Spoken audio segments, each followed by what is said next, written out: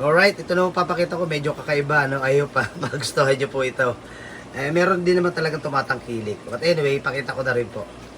Ito po ang ating mga tiger gourami fish or wild gourami fish. Yan. Magaganda naman po sila eh.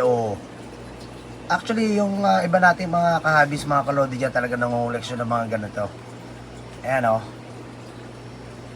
gaganda naman, di ba?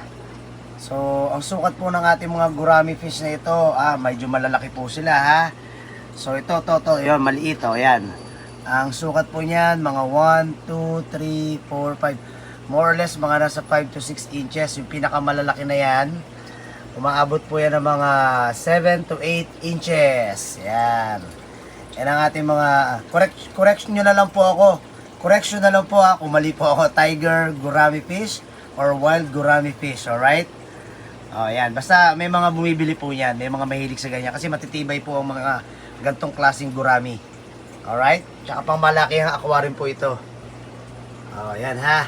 Alright. So, yan po ang ating gourami fish. So, yan. Kung may mga interest po kayo dito sa gantong klaseng gourami, punta na kayo dito sa stall number 14, Aqualand Alley, Cartimar, Pasay City.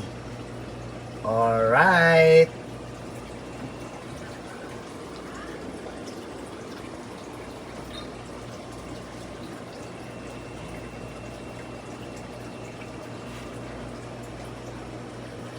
Okay, dito naman, yan, marang mga feeders. Yung mga nakikita nyo kulay orange na maliliit na yan, mga feeders po yan. Normally sa mga pambata, pwede pang starting po yan kasi murang-mura lang po yung mga feeders na yan. Kaya tinawag na feeders. Okay, lumalaki po yan ng kasing laki nito. Nasa na ba yung malaki na yan? Malaking orange na yan, yan. Ayan, pag lumaki na, tawag nila dyan shimbongkin. Ayan shimbongkin, ayan.